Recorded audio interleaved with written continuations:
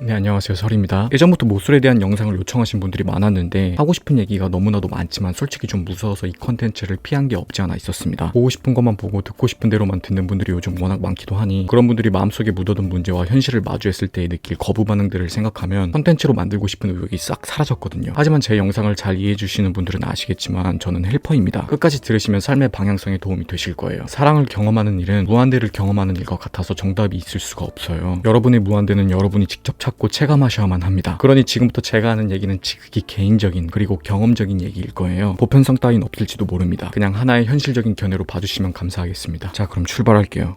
꽉 잡으세요. 우리 주위를 둘러보면 연애 경험이 전무하더라도 어릴 때부터 만나던 사람과 끈끈한 사랑을 바탕으로 결혼을 해서 행복하게 사시는 분들이 있습니다. 반대로 경험이 많았던 분들이라 하더라도 경험만 많고 의식 성장은 없으셔서 연애할 때 오만함이 가득하며 지혜로움과 성숙함은 조금도 찾아볼 수 없는 분들도 있죠. 이렇게 연애 경험이 많다고 해서 무조건 좋은 사람을 만나거나 행복한 가정을 꾸린다는 보장은 없습니다. 하지만 경험이라는 게 뭐든지 그렇듯 연애 경험 속에 시행착오가 많았던 사람일수록 이성에 대한 이해도가 높아짐에 따라서 좋은 사람을 만날 확률, 행복한 가정을 꾸릴 확률이 높아지는 거죠. 그러니까 결국에 개인이 경험 속에서 시행착오를 통해 사랑의 의미를 올바르게 이해하고 그 축적된 올바른 이해도를 바탕으로 좋은 사람을 발견해서 그 사람과 함께 성숙한 사랑을 잘 만들어 나가기가 여러분이 해결해야 되는 어떤 본질적인 관건입니다. 참 아이러니하게도 누군가는 한 방에 운 좋게 이 과정을 이뤄내는 분들이 있는가 하면은 누군가는 평생을 헤매는 거죠. 그래서 정답이 없다는 거예요. 10대 때는 수능과 대학, 20대 때는 졸업과 취업, 30대는 결혼, 이렇게 인생의 나이대마다 해결해야 하는 어떤 보편적인 퀘스트가 있다고 친다면 우리는 결혼과 연애를 학업이나 취업에 비하면 등한시하는 경향이 있습니다. 공부, 취업, 연애 이 셋 중에 조기 교육이 없는 것도 연애뿐이죠. 왜냐하면 연애는 눈앞에 남는 현실적인 이득의 형태로 드러나지 않는 상대적으로 그다지 덜 중요해 보이는 퀘스트이기 때문입니다. 당연히 사람들은 공부나 취업, 자기개발처럼 눈앞에 나에게 현실적인 형태로 남는 보상이 있는 퀘스트를 깨고 싶어 해요. 또 자신의 현실적인 가치 상승이 곧 괜찮은 사람과의 행복한 사랑으로 직결된다는 생각으로 이어지기도 해서 대부분은 연애 경험을 약간 뒤로 하는 경향이 있습니다. 맞아요. 현실적인 부분에 문제가 있으면 연애도 결혼도 힘든 건 부정할 수 없는 사실입니다. 하지만 저는 현실적인 부분과 별개로 사랑은 그냥 사랑이라고 생각을 합니다. 그리고 사랑은 돈이 아니라 용기로 하는 거라고 생각을 해요. 뭐 결혼도 마찬가지고요. 이 말에 동의하지 않는 분들도 많겠죠. 그런 분들은 돈으로 사랑을 하시면 됩니다. 저는 오히려 현실적인 문제에 집착하느라 자신만 생각하다가 연애나 결혼과 멀어지신 분들을 정말 수도 없이 많이 봤고 또 지나치게 현실적인 부분과 효율만 따지다 보니 비혼주의자가 됐지만 사실 속으로는 외로움에 파묻혀서 마음이 고장난 분들을 너무 많이 봤습니다. 또 이성을 바라보는 시각이 현실에서 경험을 토대로 얻은 연애관이 아닌 매체나 인터넷에서 얻은 단편적이고 편협한 연애관을 가진 머저리들도 너무 많이 봤어요. 인생의 공부나 취업처럼 아니면 어쩌면 더 중요한 퀘스트가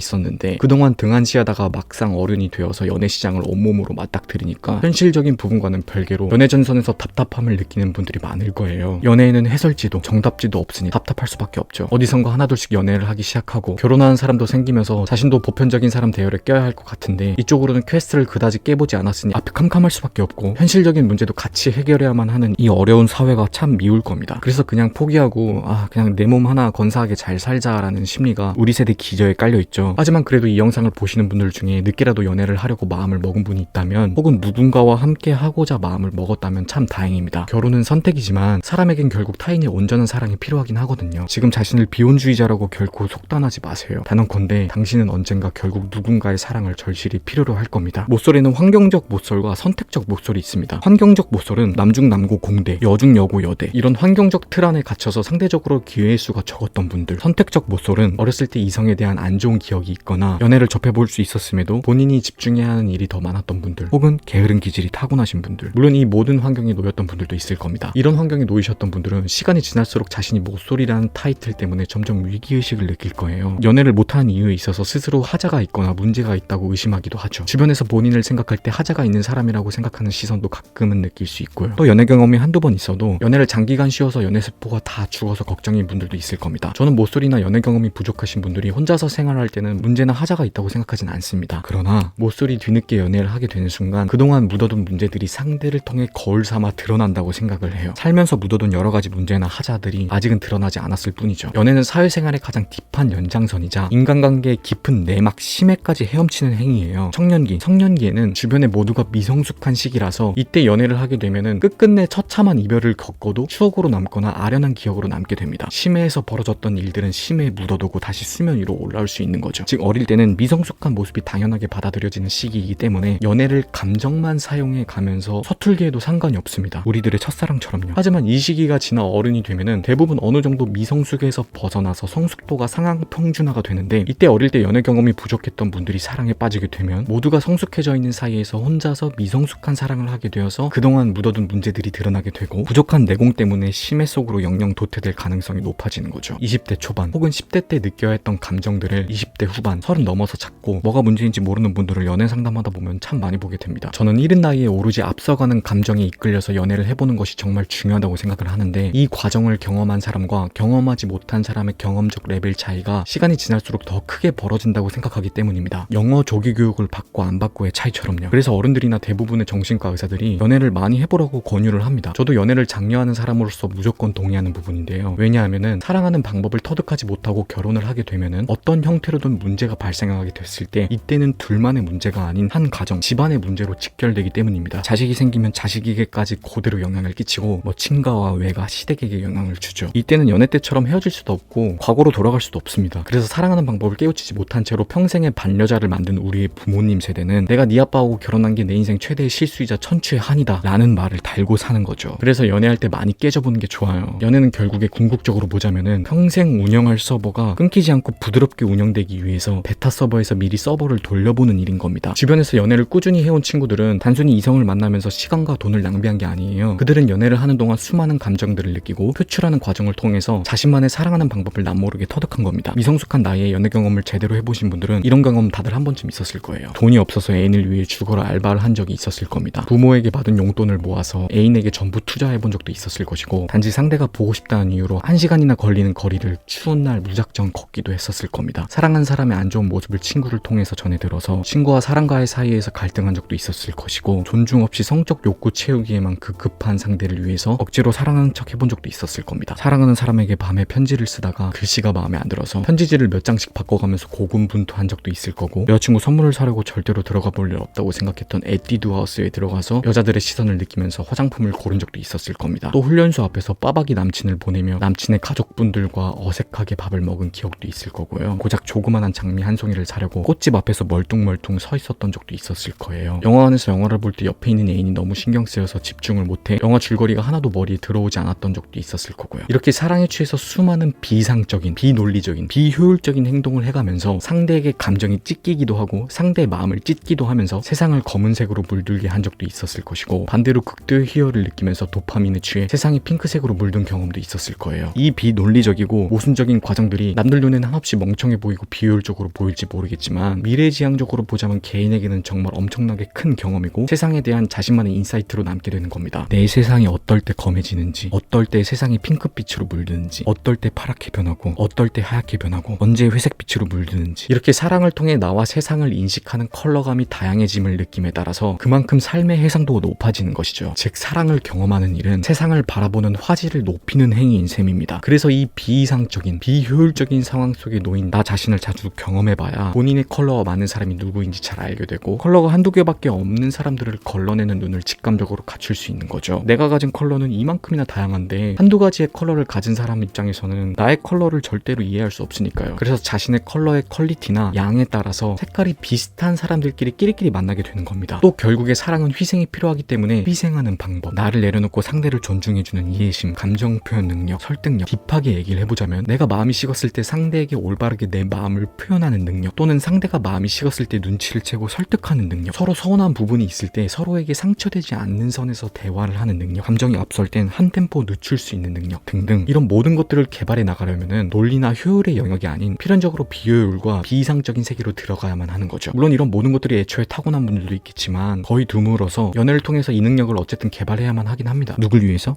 내 미래의 행복을 위해서. 가장 아픈 방법이긴 하지만 가장 빨리 이 능력을 갖추는 방법이 연애인 건 사실이에요. 외국어를 가장 빨리 늘리는 방법 중에 외국인 애인을 사귀는 것과 마찬가지로 사람을 이해하는 방법을 가장 빨리 터득하려면 연애를 해야만 합니다. 그러나 대부분의 사람들은 사랑하는 방법을 갖춘 사람이 어디선가 불쑥 나타나서 나의 삶을 이해해주고 나에게 설레는 단짝이 되어주길 바라죠. 하지만 수많은 감정적 실수를 겪으면서 어렵게 해상도를 높인 사람들이 사람들이 자기보다 사랑에 대한 이해도가 낮은 분에게 쉽게 단짝이 되어질까요? 사랑에 대한 이해도가 높은 사람들 입장에서는 경험이 부족한 사람들을 마주하게 되면 이 사람의 연애 패턴이 한눈에 훤하게 보이고 사랑에 빠지면 대충 어떤 방식으로 사랑을 나눌지 눈에 훤하게 그려집니다. 사람은 자신이 경험한 어떤 분야에서 제대로 뭔가를 뼈저리게 느껴버리면 타인을 봤을 때 그 사람도 내가 느꼈던 감정을 느꼈었는지를 알아보는 눈을 갖추게 되거든요. 경험자 입장에서는 자신이 3년 전, 5년 전에 했던 생각을 아직도 모르고 있는 사람을 만날 이유가 없는 거죠. 사랑에 대한 이해도가 높은 경험자 입장에서는 상대가 어떤 사람인지 말을 조금만 섞어봐도 직감적으로 느낄 수 있거든요. 물론 본인만의 잣대겠지만 보편적인 연애 양상을 기준으로 두고 봤을 때 상대의 데이트 패턴이라든지 연락 패턴이라든지 이런 모든 부분에서 상대의 경험적 레벨을 한눈에 느낄 수 있습니다. 그래서 연애 경험이 있으셨던 분들은 자기처럼 경험을 통해서 아파본 사람을 만나보려고 해요. 왜냐하면 연인 관계에서 한 사람의 문제를 고치고 고쳐주는 게 거의 불가능에 가까울 정도로 힘들고 어렵다는 것을 그동안의 경험을 통해서 느꼈기 때문에 굳이 과거로 돌아가서 고통의 시간들을 다시 경험할 필요가 없는 거죠. 제가 연애 경험이 부족했던 사람들이 실제로 겪었던 얘기들을 해드릴게요. 제 친구 중에 모쏠이 있었는데요. 애는 정말 착하고 괜찮은데 나이가 들어도 연애 경험이 없어서 걱정되고 안타까운 마음에 여자를 소개시켜줬습니다. 애가 착하기도 하고 똑똑하다고 생각을 해서 저는 이 친구가 연애도 잘할 줄 알았어요. 근데 모쏠이 갑자기 나이 먹고 연애를 시작하게 되니까 여자 앞에서 갑자기 중학생처럼 가오를 잡기 시작하고 허세를 부리고 벌이도 없는 애가 부모님 카드로 여자친구한테 한 달에 100 가까이 쓰는 걸 보고 아 이거 사람이 착한 거랑 연애를 잘하는 거랑은 완전 다른 거구나 라는 걸 깨달았습니다. 심지어 그 여자분은 제 친구를 그다지 많이 사랑하지도 않았죠. 여자 입장에선 질리기 딱 좋은 전형적인 사랑할 줄 모르는 남자였거든요. 결국엔 호구가 돼서 차였는데 본인은 문제를 인지하지 못했습니다. 자기는 그저 최선을 다했다고 생각하는 거죠. 이처럼 성격이 착한 것과 연애를 잘하는 거는 아예 다른 영역입니다. 본인도 인지하지 못하는 유년기 때의 애착 유형이 연애를 하게 되면 자신도 모르는 사이에 발산되기 때문에 착한 성격이나 사회에서 얻어낸 사회성만으로는 개인의 애착 유형을 가릴 수 없거든요. 그래서 사람이 좋아 보여서 만나보니까 누군가는 사랑을 하면 하게 될수록 나를 더 못살게 굴며 집착을 하고 벌어지지도 않은 일 때문에 두려워하면서 상대가 떠나갈까봐 겁에 질리기도 하고 사랑받는 느낌을 지속적으로 느끼기 위해서 더 애처럼 구는 사람도 있고 자기 마음에 안 드는 부분이 있으면 일단 한없이 회피부터 하는 분들도 있고 자신의 욕구를 채우기 위해서 상대를 올가매기도 하는 분들도 있는 거죠. 물론 저도 군대 갔다 와서 막 연애를 하게 됐을 때 미숙한 연애 경험을 한 적이 있어요. 제가 군대에 있던 동안 주변의 모든 여자분들이 연애 경험이 저보다 많이 쌓여 있었고 또 그동안 대체로 저보다 나이가 많은 오빠들을 만났다 보니까 제 또래 여자애들이 저보다 연애 레벨이 한참 높아져 있었죠. 제가 동년배 여자분들에 비해 한참 미숙한 연애관을 갖고 있었는데 그 미숙한 연애관을 들고 동갑 여자분 앞에서 당당하게 허세를 부리고 가오를 잡으면서 어찌저찌 연애를 시작하게 된 겁니다. 그렇게 저는 그 여자분이 22살 때 끝냈었던 쓸데없는 질투, 집착, 생색을 25살 먹고 시전했었죠. 그때는 오히려 이런 제 모습을 이해하지 못하는 여자한테 오히려 너가 이해심이 없는 거라고 난리쳤던 기억이 납니다. 이런 감정을 느끼는 나를 사랑해주지 못하는 너가 이해심이 없는 거라고, 내가 너한테 잘해주는 거라고, 내가 너를 정말 많이 사랑해서 이런 감정이 드는 거라고, 우리가 헤어지면 나보다 널 더 사랑할 남자는 없을 거라고 아주 지랄 댄스를 쳤었죠. 그리고 당연히 보란듯이 그 여자분은 제 곁을 떠났지만 그때 저는 그 상황을 받아들이지 못했습니다. 제 입장에선 감정을 다 부었기 때문에 제가 차인 상황을 인정하기 싫었던 거죠. 그래서 저는 저를 돌아보지 않고 오히려 쓸데없이 복수심을 키웠습니다. 그리고 그 여자가 불행해지기를 바랬어요. 참 웃기죠. 하지만 그녀는 저보다 더 나은 사람을 만나 보란듯이 행복한 삶을 살았습니다. 너무 분했어요. 그렇게 분한 채로 몇 년을 살다가 어느 날 제가 다시 연애를 하게 됐는데 제 연애 상대가 과거의 저 같은 사람이었던 겁니다. 저에게 집착을 하고 생색을 내고 쓸데없는 질투를 하고 감정만 이리저리 튀는 사람, 그리고 그런 모습을 사랑해주길 바라는 사람. 딱 과거의 저 같은 놈을 만나고 나니까 눈이 번쩍 떠지면서 깨달았죠. 와, 나 씨발 존나 병신 새끼였구나. 과거에 제가 분함을 느꼈던 여자분은 사람 보는 눈이 저보다 좋았다는 걸, 나보다 사랑하는 방법을 더 잘 알고 있었다는 걸 깨달았습니다. 그리고 제가 이성을 다룰 줄 몰랐던 저의 미숙한 모습, 무지와 오만함에 저는 한없이 부끄러움을 느꼈죠. 사랑이라는 거는 감정만 오지게 퍼붓고 물고 빨고 할낸다고 다 되는 게 아니구나. 내가 감정만 써서 사랑을 나누면은 나만 좋은 거고 그걸 받아주는 상대는 지치고 질려서 떠나가는구나. 나 존나 이기적인 새끼였던 거네. 그동안 그녀 앞에서 제가 했던 말들과 행동들이 떠오름과 동시에 그 당시에는 저를 이해하지 못하고 오히려 이기적이라고 생각했던 그녀가 사실은 나를 위해 엄청나게 희생하고 있었고 나를 바꿔주려고 많이 참아가면서 노력을 했구나라는 생각이 들었던 거죠. 그 뒤로 저는 마음속으로 늘 그녀에게 미안함을 느끼면서 앞으로는 그녀가 더 좋은 사람을 만나길, 늘 행복하기를 응원하게 됐어요. 이처럼 20대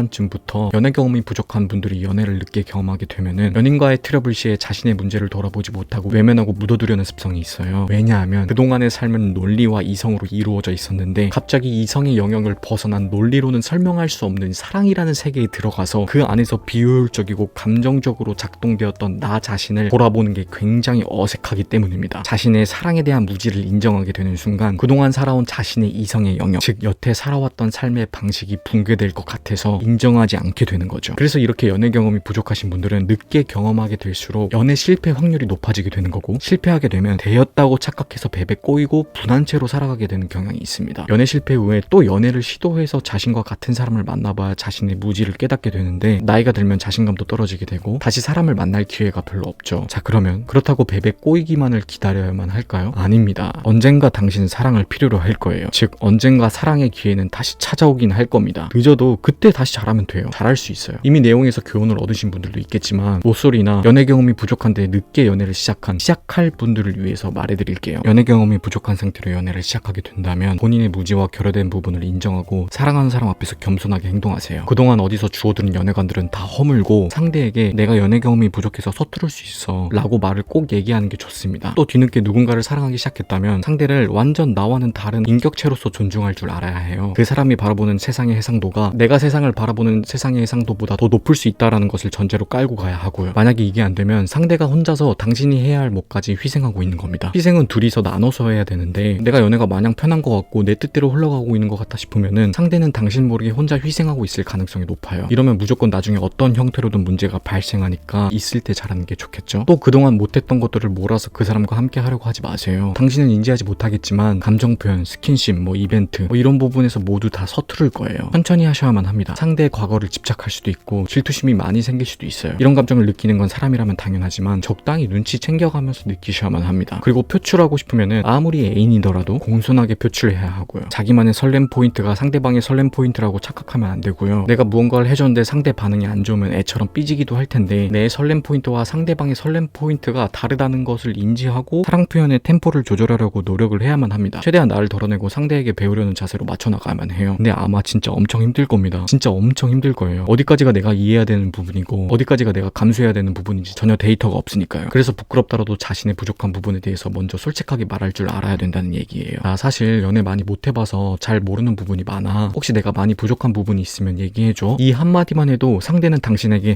얘는 그래도 괜찮은 사람이구나 라고 느끼고 상대도 조심스럽게 행동할 겁니다. 이렇게 솔직하게 생각하고 겸손하게 나를 어느 정도 내려놓고 연애를 한다면 천천히 자신감이 붙어서 사랑하는 방법을 깨닫게 될 거예요. 이때는 그동안 연애 대신 쌓아온 다른 능력들이 부각되기도 하면서 상대는 당신에게서 남들에겐 느끼지 못하는 엄청난 매력을 느낄 겁니다. 연애 경험이 부족하다면 늦은 만큼 더 겸손히 눈치 챙겨가면서 상대를 존중하고 급하지 않게 서툴더라도 솔직하게.